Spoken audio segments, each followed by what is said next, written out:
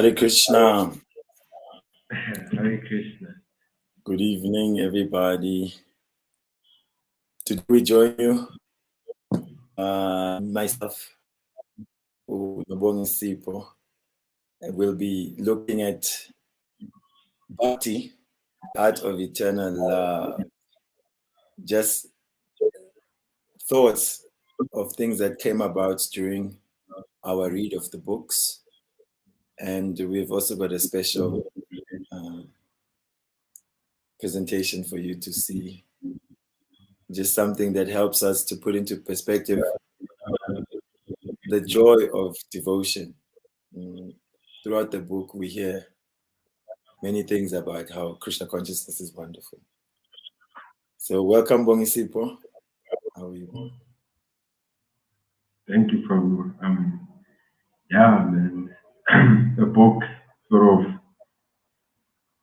literally I was sitting the other day and just it hit me that from the content of the book or um you know the teachings that have been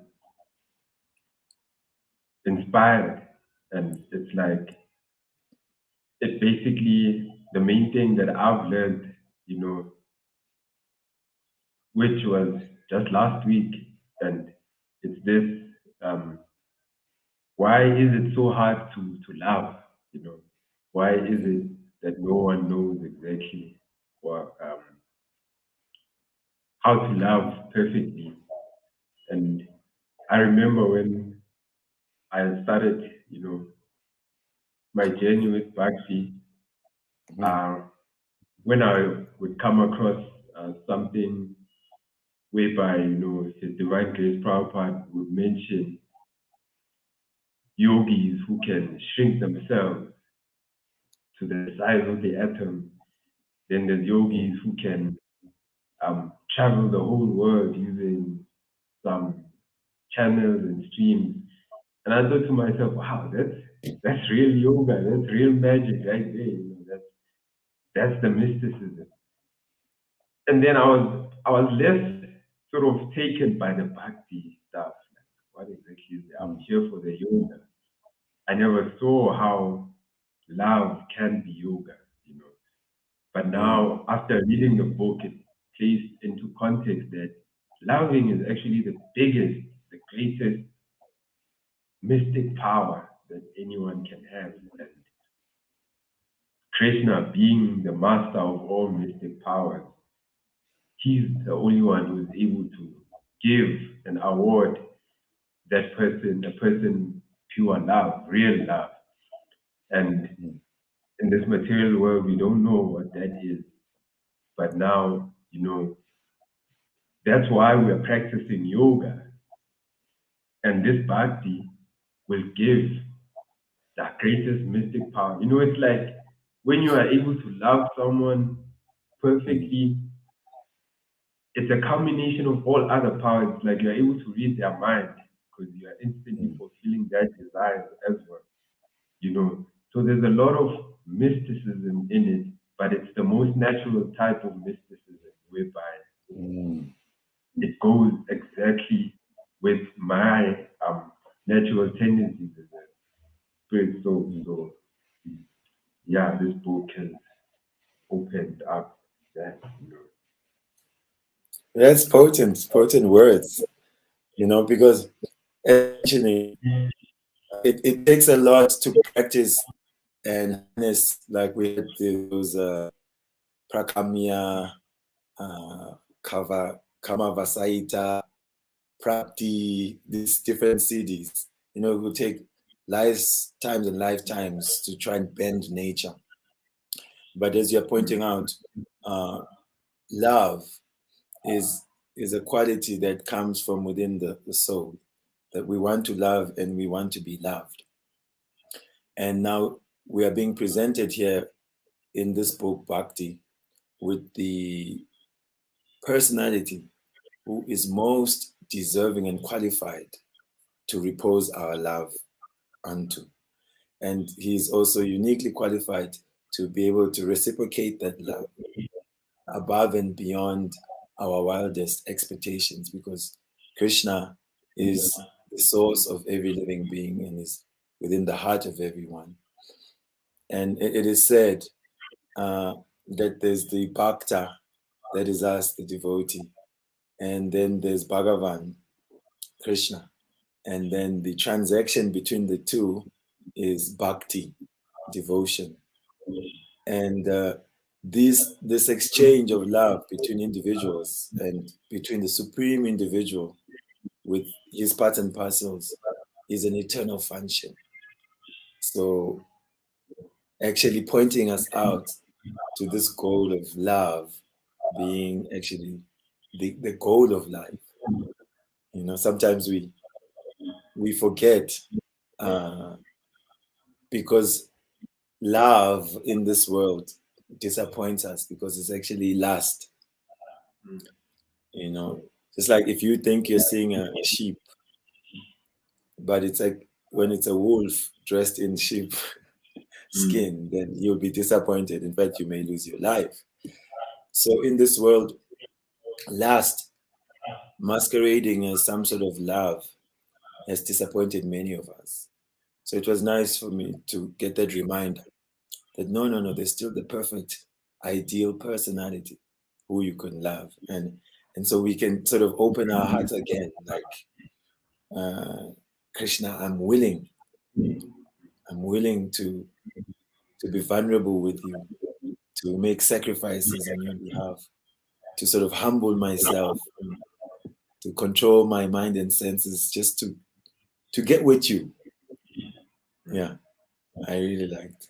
And then, in the beginning, the introduction is explaining that this small book was taken from a very big book by Srila Rupa Goswami. You remember the name of the book, the Sanskrit name? Bhakti I have Rasamrita it Sindhu. actually on the other screen. Bhakti Rasamrita Sindhu, which translate to, like, Sindhu is like an ocean. So Bhakti we've established is love or devotion. Rasa is the taste that is experienced in these exchanges of love. And Amrita, it means it's immortal, it's eternal. So it's an ocean of the sweetness of loving exchanges. So Rupa Goswami Prabhupada, he's saying the ocean is so vast. I can only dip my toe in one shore of this bhakti, and I'm just trying to give you a taste of what I experienced just dipping the toe in the ocean. So it's attractive. I found that attraction to liberated life. Just the knowledge alone, just the philosophy and the humanity. And just earlier today, I was hearing from something that where they mentioned that attention is actually a spiritual potency, it's a spiritual energy. And somewhere in this book we've read in Bhakti, the Art of Eternal Love, that having the ability to understand what is spiritual and what is material is very, very important. So that was an addition today that, attention is also a spiritual thing. And I was like, oh, damn, immediately now it makes me cautious of where the attention is. Goes. Obviously, when you love a person, they are running in your mind, Yeah. You don't have to try, right? It's just sometimes you You even have to don't need, bring it back. you know. So when that attention, which is spiritual energy, is fixed on the material platform, it entangles and frustrates, and you want to lord and own and lust and dominate. But when that attention is fixed on the spiritual person, then all these rasas and oceans, or rather from you get to feel the relief of being in that ocean. So Is good, no? Yes. So Krishna, Krishna is also wonderful in that uh, not only is he offering something that can be experienced after we die or leave this body, but is actually offering something that can be experienced in the present. You know, his way to make us taste some of that spiritual connection to him so that we can have an authentic yearning for more. It's not like, kind of clench your teeth and control your senses and hold on until death, then you get rewarded. You know, is appearing within our realm of experience. And I liked Prabhupada would always mention how Bhakti essentially culminates in this chanting of Hare Krishna. If you love someone, then you tend to want to speak their glories. You love to speak their name, and so chanting Hare Krishna is a way where Krishna, who is none different from his name, gives us his direct association, and because of that direct association with Krishna, the byproduct is that we feel joy from within, from the soul, from the self. I mean, sometimes people may think it's just a bit of religious fervor, but I would say, explain to me this. Hare Krishna, Krishna Krishna, Hare Hare, Hare Rama, Rama Rama, Hare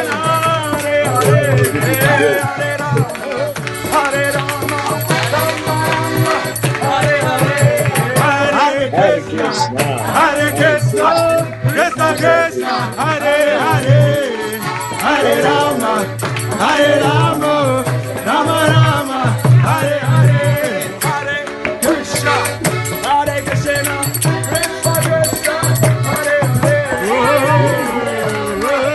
Hare Rama, Hare Krishna, Hare Krishna, Krishna Krishna, Hare Hare, Hare Rama, Hare Rama, Rama Rama, Hare Hare. Hare Krishna, Krishna, Hare Rama, Hare Hare, Hare Krishna, Krishna Krishna.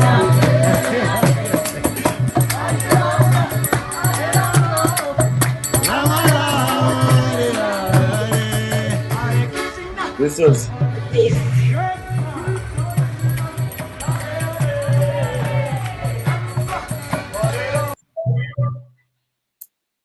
so. This is Melville. For those who are seeing it for the first time, we're outside Melville, extending the same joy that comes from chanting Hare Krishna. And you see people from off the streets connecting. Yeah. Then it proves that Krishna is in the heart of everyone, that Krishna is his holy name, and that hearing and singing Krishna's holy name can make anyone happy, especially the one who chants with enthusiasm. it's like I never understood, felt this because after, being exposed to Bhakti for a while or, for a short time, it's like it's always so surprising to see someone just hearing the mantra for the first time. You know, they are out on a random Saturday afternoon, and yet they feel so much joy from hearing it. You know, it instantly they get absorbed like that. There has to be something special in this song. You know, just there has to. I go And out listen, and see. kungamani nje. Yes, and today we're singing practically the same melody for whatever, an hour, an hour and a half, 2 hours, whatever that was. Um, so yes, it is more than any sound of this world can produce, because it is spiritual. It is spiritual. I am remembering some points towards the end yesterday. There was some discussion about 6 aspects of pure devotion. So I'm just thinking how we are practicing devotion or bhakti, but it may not be pure, because you know how the world goes. Our desires are also running into this world, so we still have some self-centered desires, selfish desires, material desires. But we're trying to connect our lives with Krishna. Yet still, we can experience uh, the happiness of connecting to Krishna. And then makes you think then, what is the experience of those who are connecting purely? Yeah, yeah.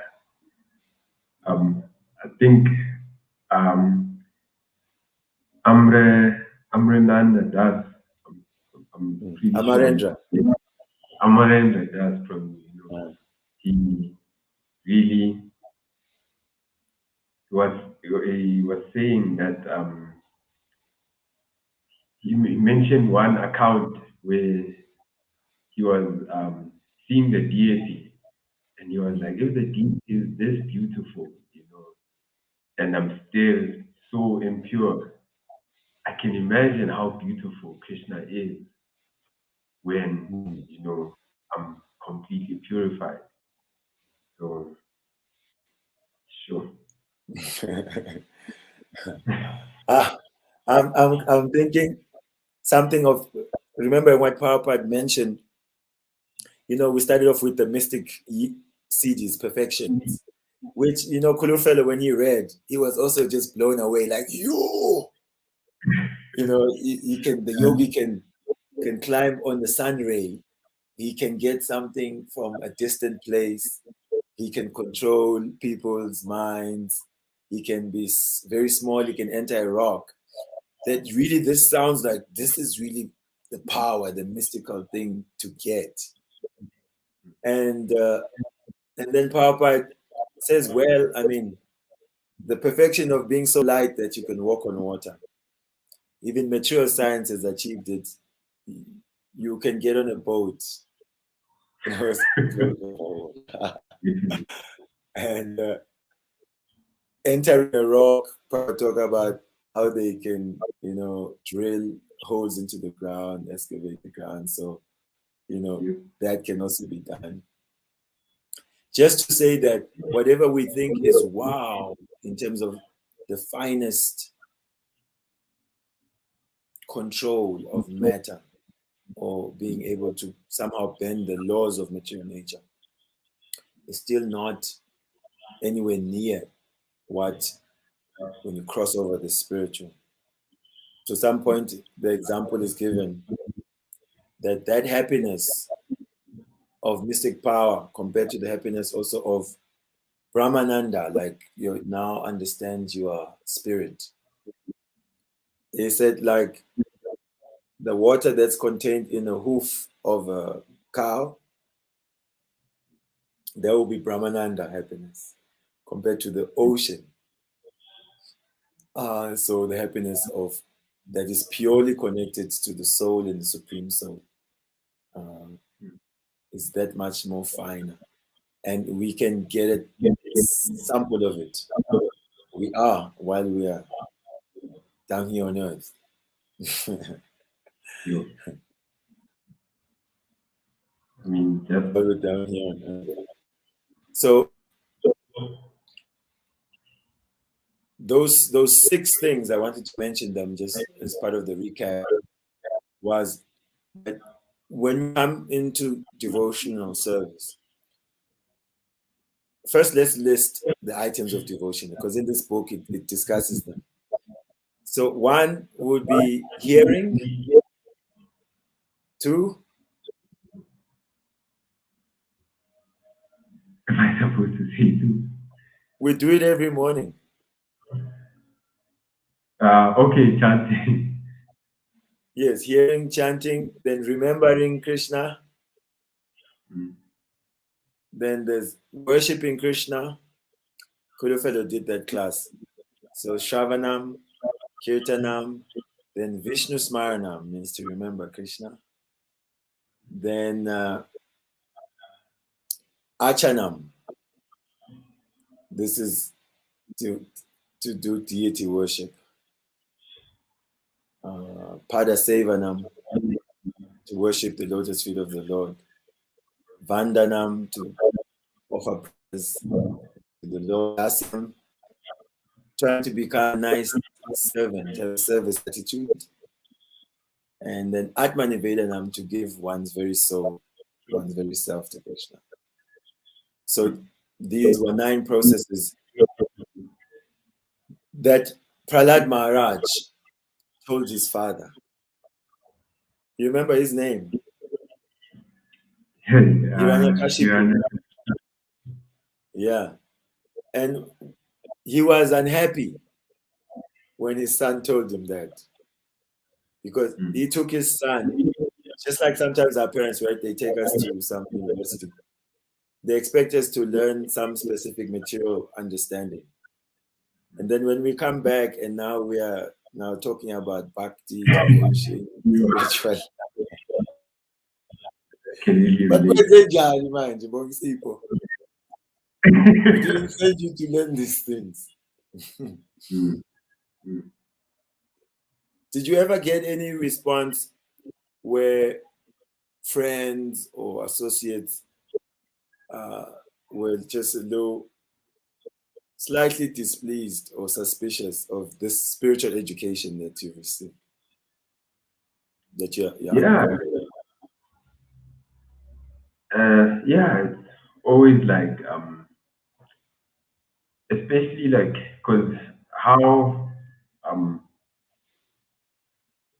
I started this whole journey in Krishna consciousness was pretty much at home, and the only thing I had access to was the Usa platform, the online Sunday morning inspiration sessions, and um, the books at the Basis Book Club. So pretty much, just practicing at home, but it's always no. I thought, okay, everyone understands because I hadn't really had any contact or spoken to anyone about Krishna consciousness because I was always just I'm always an introvert, since a teenager or very young. And the actual reason behind that, I actually realized when I went home these holidays. I just decided to stay on my own by myself when I was like maybe 12 or 13.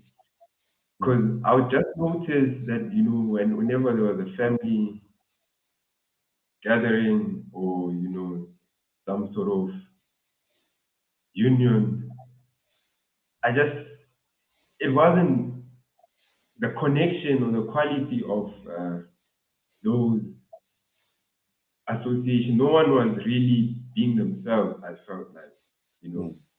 So I thought, if I can't be myself,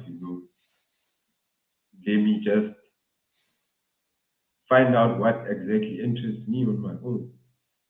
So now coming into Bhakti whereby, I'm learning these loving exchanges and I'm learning how to exactly, why that is the case, why no one really becomes happy from material love, etc. So it puts that into perspective. But to answer your question, when people are, I feel like it's not really a case of, it's more of a concern, that I've got. Dude, you're supposed to be doing this, or when a friend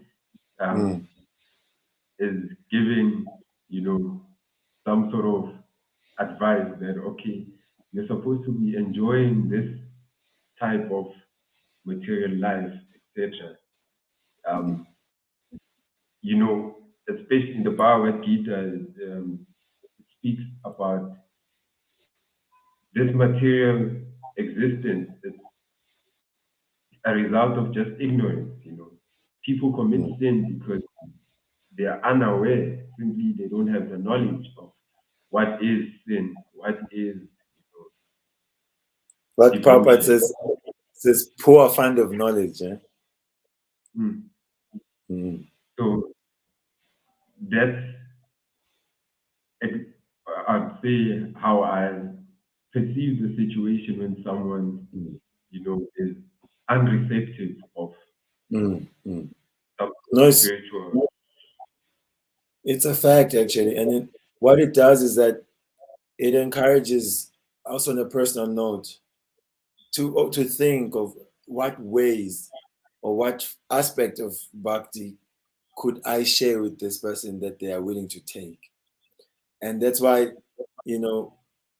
Harinam is such a wonderful aspect to share with people. You go out where they are happily situated and you create some festivity around them and you invite them in.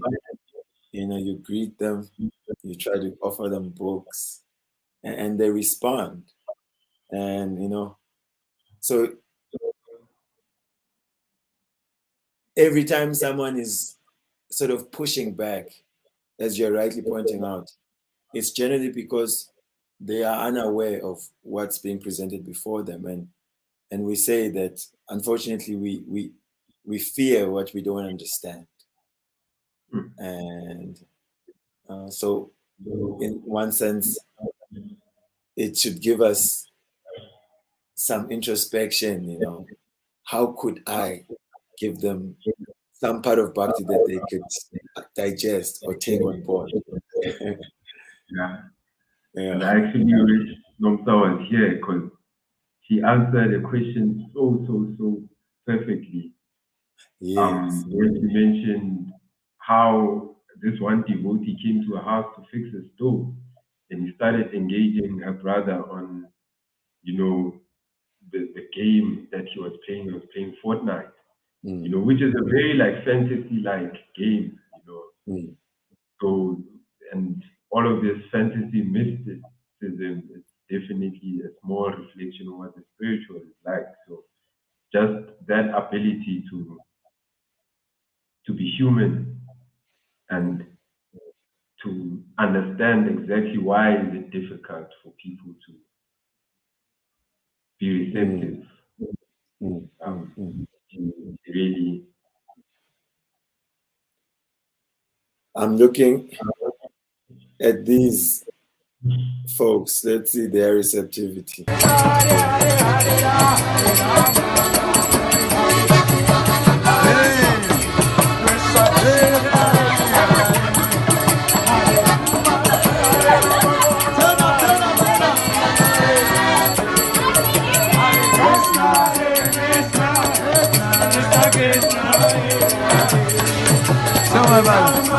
Yeah, Ram Ram.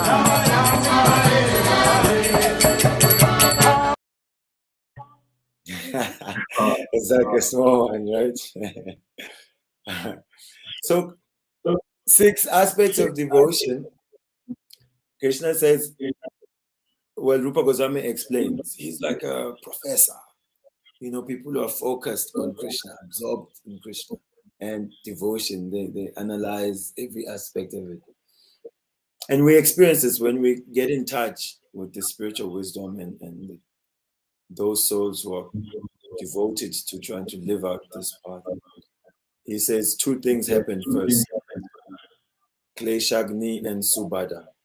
This Kleshagni means you feel like a weight has been lifted from your shoulders. You know, you just feel such relief. You know, I don't know if you remember that feeling. It's like, yes, finally, you know, just I don't have to be in the dark about what's going on. You really feel great relief. So Kleshagni. And the other part is Subhada. It's that you feel like some auspiciousness is coming into your life. You know? Yeah. And then he says the other one is that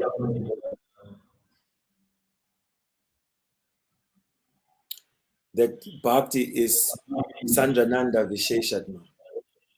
It is like condensed pleasure. Then it is Moksha Laguta Krit. It says it makes liberation look pale. Like the devoted, they reject even all these other kinds of liberation because they're in touch with love for Krishna. Then he says, it is Sudulaba, that it is very rare for someone to get pure devotion. Because Krishna is controlled by pure love.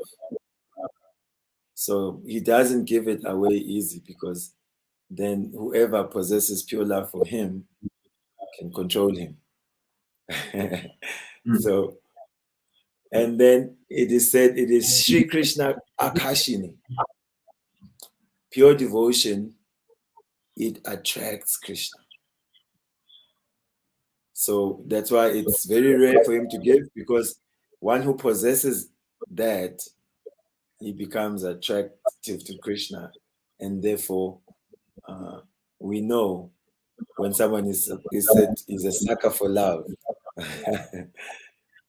you become controlled by the beloved. Happy. So, how glorious then? Yeah. Is then. Oh, let's just comment. Hey, Julie. Like our number one associate, compadre. I call her our spiritual friend. You know, she's our muse. It's like I can't even believe that we've never met in person, and we have so much, you know, this connection. It's definitely an eternal one that we have with you, Julie. So we're happy to work with you, Julie. Thank you. Hey, there's Naratabu. Chanting and Harinams are like oxygen for the soul. Oh, for sure. For sure. You feel very charged up, very much empowered after Harinam. Last week we went. You had some thoughts?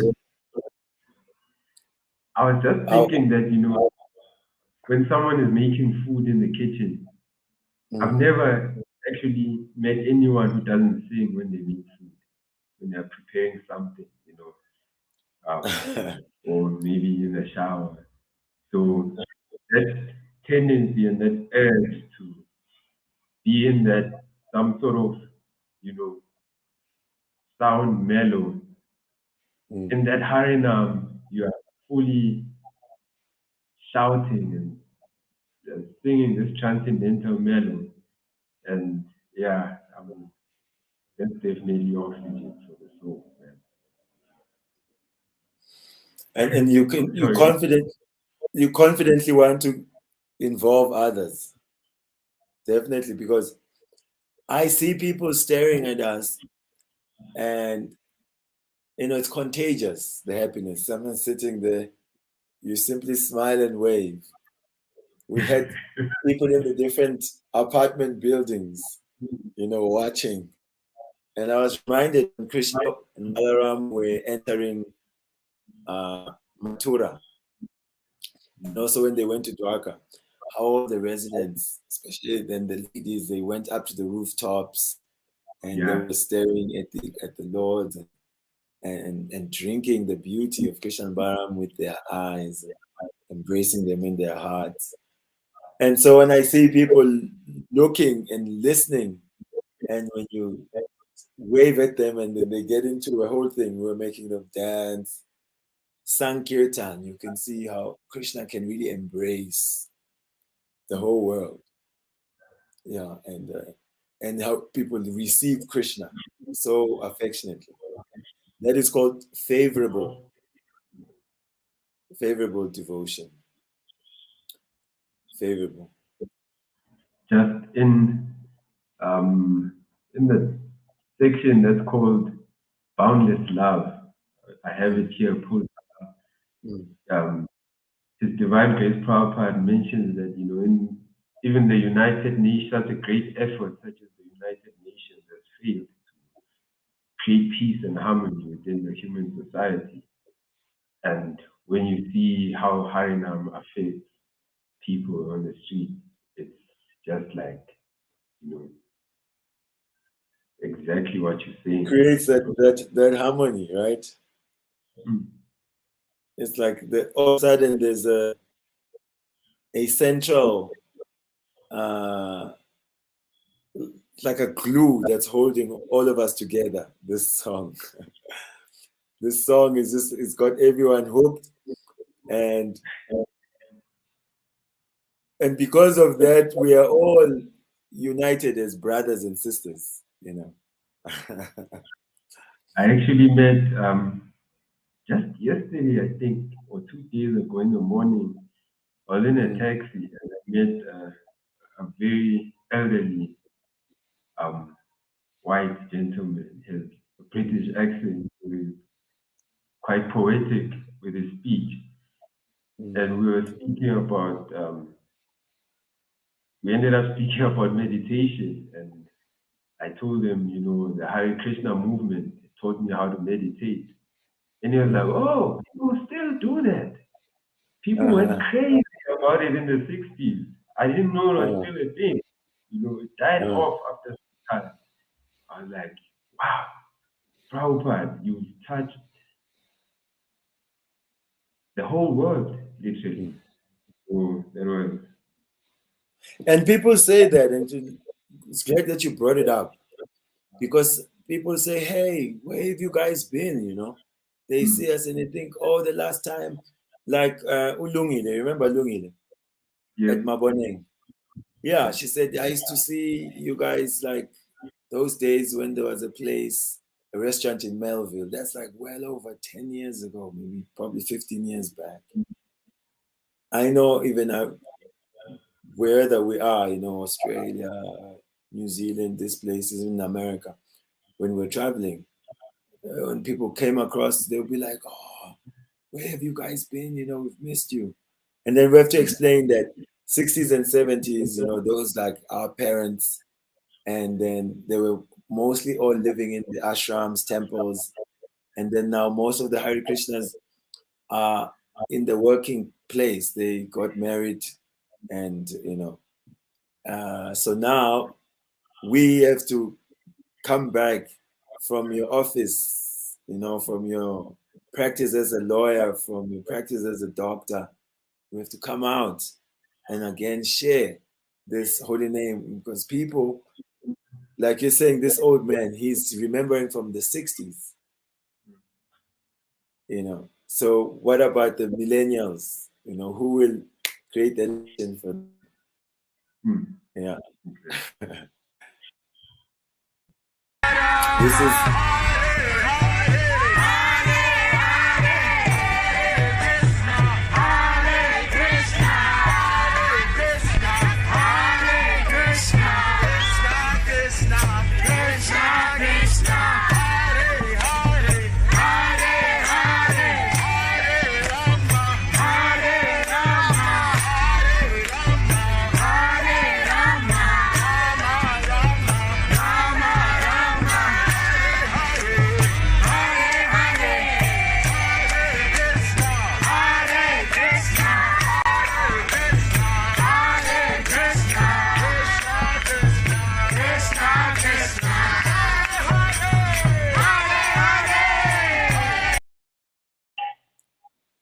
So there was that's us, trying to give more and more. And you can see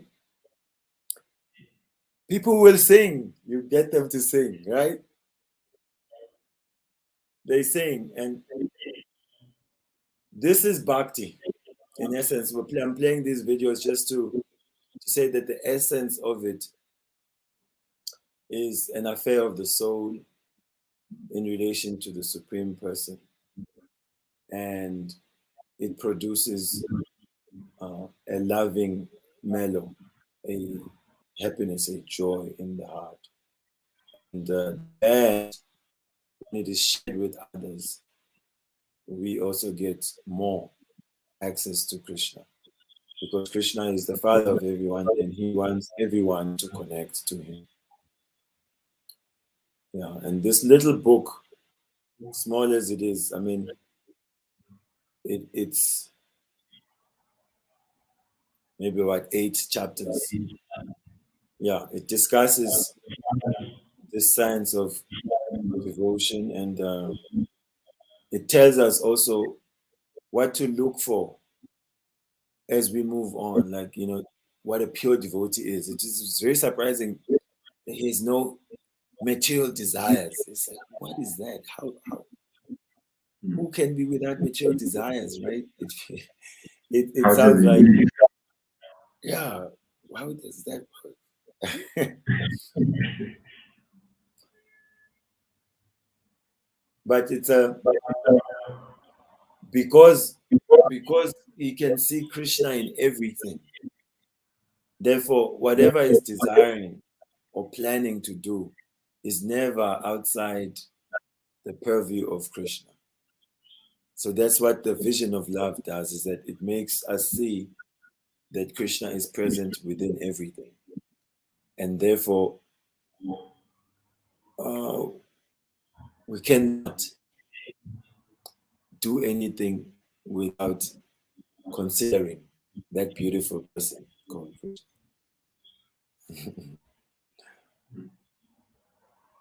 I would call now for any final thoughts, anything that still comes up for you regarding this book before we Um, love and leave everyone. yeah, let's hear from the people. Nothing much from me. Like you Yeah, said, we the always, combination of Bhakti in the Harinam Sankirtan. I guess that's the truth. There's not saying Krishna, Krishna. That's the summary. Yeah. Krishna, Krishna. So we'd like to invite everybody to tomorrow's session.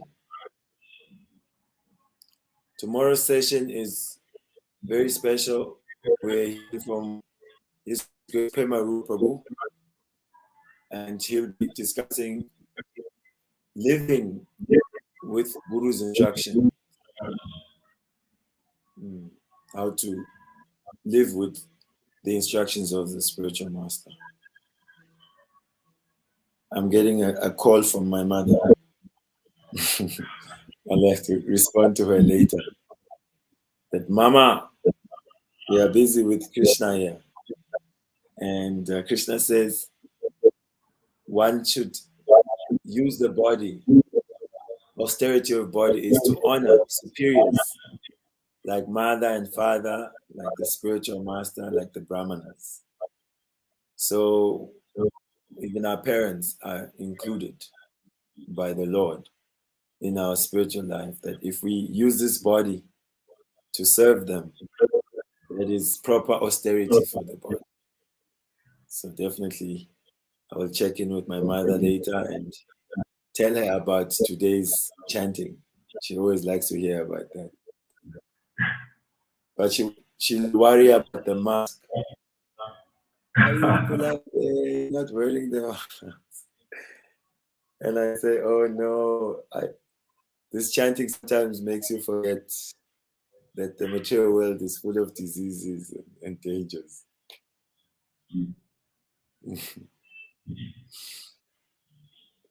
So thank you so much, Bongosipo, Bhakta Bongosipo, Bongosipo Bo, and anyone who catches this, join us tomorrow morning for the Sunday morning inspiration at 10 a.m.